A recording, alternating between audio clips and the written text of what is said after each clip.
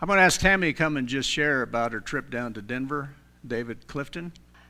2 weeks ago, Alexis and I went and joined forces with YouthWorks. And YouthWorks is an organization that employs young college-age students for the entire summer. And they place these students throughout the entire United States. So we actually have had YouthWorks in Sturgis, and there are some in Yankton. There's been some in Rapid City. Sometimes they join forces with Habitat for Humanity. They've been on the different reservations. They do different works. Anyway, so they employ college-age students who stay in churches for the entire summer.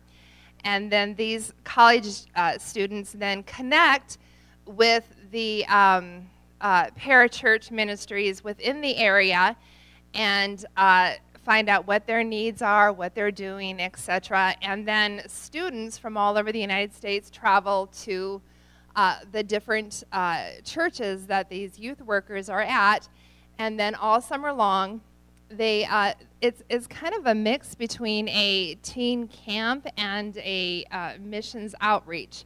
And so they're with them all week, they train them, they minister to them, they help them process their experiences, and then they work with a ministry for an entire week.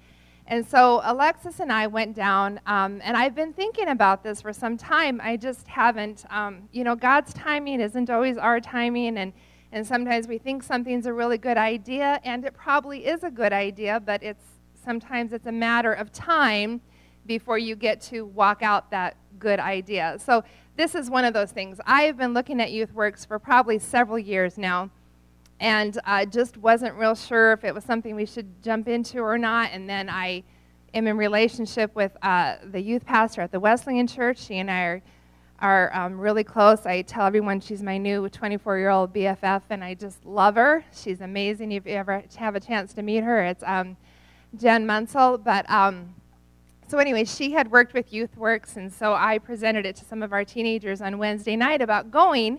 And initially, there was supposed to be 4 of us that were going, and through circumstances, etc., when the rubber hit the road, it was just Alexis and I. So we went and stayed in a 20,000 square foot plus Presbyterian church, and we joined forces with 50 Lutherans from Eden Prairie, Minnesota. And to give you an idea of the humor of God, I had been a camp counselor for Lutheran ministry, the Lutheran Church in Custer.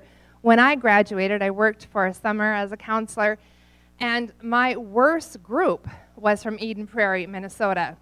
So I am praying to the Lord, telling him about my need, that God, I don't care if you bring a group from Minnesota, because I knew there would be 50 of them, but I said, please don't give me Eden Prairie. I said, give me anything, but do not give me Eden Prairie. And so we get there, and there are 50 people from Eden Prairie on campus. And I'm like, great, this is wonderful. Eden Prairie, here we come. Eden Prairie meets rural South Dakota. Okay, but I have to say that, God does know our needs, and these people were so gracious and so loving and so, welcoming Alexis and I into their family, and they loved us and they accepted us, and it was really one of the best weeks I've ever had. I mean, it was just amazing. And we haven't worked with David Clifton for, what did we decide, Jenna, 4, 5 years? 10 years. Okay, so we haven't worked with David Clifton for 10 years. We haven't been with him. And when we got there, we went through, the orientation and all that encompassed, and then it found out that we would be working with David Clifton for the entire week, and which was incredible. I thought it was really cool, because we had been working with him and we were joined force, and he has been on the field for 25 years in downtown Denver, working with the inner city ministry. And so what he does is he feeds 1,000 to 1,500 homeless people every month.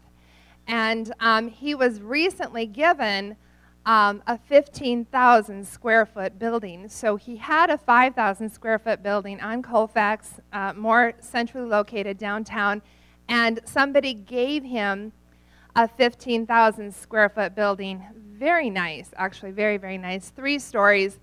And so we got to be a part of helping him fix that building up. Plus, he has loads of food that come through every day. And so we helped to sort the bread and all of that. And then, but you know, the thing, and then we worked with a couple other ministries that a nursing home ministry that I thought was amazing. We worked with a warehouse ministry where they employ people who are not employable.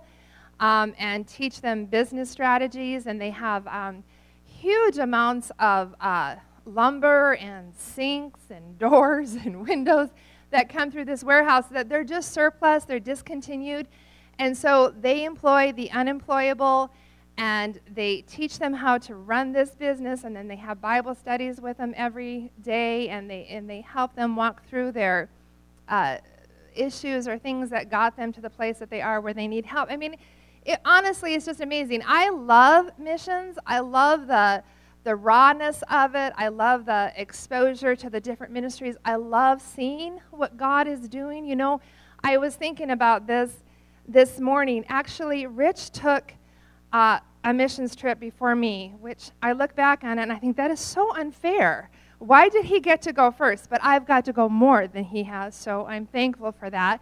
But, you know, his first trip, he went to Luxembourg, and yeah, no kidding. I was still working full-time in Rapid at the Eye Institute, and I wasn't even on staff yet, and he left me for 2 weeks to go to Luxembourg with Pastor John and a few other people. But I remember when he came back, how he had such a vision for life and how it changed his perspective. And he was always blessed with the gift of making money. So I miss that dearly, by the way. But he was always blessed with the ability to know how to make money. I mean, he just had that gift. And but when he came back, it was like his purpose for making money was totally changed. It wasn't like, I'm going to make this money so that I can get all these things. It was, I'm going to make this money because I'm going to fund the kingdom. I've got a purpose. And I think, you know, in our lives that we have purpose. And yes, I always ask myself, God, why am I going? Because this costs money and it's tiring, and I could sit around and drink coffee with my friends and I would have more fun. And I always ask myself, but I realize, I look back and I see how it changed him. And I know how it changes me, and I believe that it changed Alexis while she was there. You know, I think opening our eyes and seeing outside of our circle what God is doing and how he is doing and how he is meeting the needs. You know, one of the things that David Clifton stated is their building got flooded, and it was because they had a ton of rain within a short amount of time, and so this new building that they had like 6 inches of water, you know, throughout the entire building. It was just pouring in.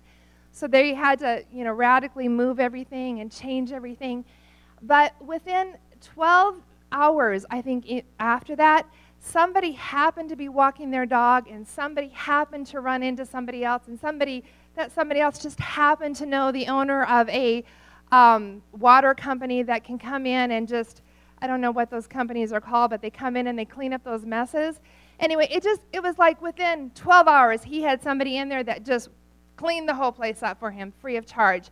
And it was like, I mean, and he has these kinds of things take place all the time. And somebody said, well, David, why don't you get excited about the miracles? And he says, because I see them every day. He says, God is always meeting my needs. He's always doing the miraculous. He's always doing above what I expect. And he said, it's not that I'm not excited. He said, I just expect them because he's done it so many times. You know, and I think that we have to look back and say, you know, God killed the lion. He killed the bear. And so whatever the obstacle is before us, you know, like Jenna said, you know, he already has anticipated our need. He's already anticipated our desire. You know, it's coming down, you know, through the course of life, but he is already prepared. And I do think that sometimes we have to turn our hearts, and as we look at how God has met the needs in other people's lives, to help that give us the confidence and the assurance that, yes, he has met their need in that way, but he also knows that I have a need and I have a desire, and he's going to meet that need and he's going to meet that desire. And the thing is, what we get so caught up in sometimes is we want to figure out how that need and how that desire is going to be met, and we can't go there because we don't see it all, we don't understand it all, but God has got a plan, and if we stay focused on him, I'm trusting that he is big enough to see ahead, and he's going to meet that desire. He's going to meet that need. And it's not up to our goodness. It's not up to our perfection. It's not up to us, doing everything right. It's just simply like these little children that are coming into the church. God bless them. It's just simply being the child and knowing that, you know what, Daddy, I'm hungry. Mommy, I'm hungry. I'm tired. I just don't feel very good right now. And putting him in that place of the Father and saying, you know what, I know.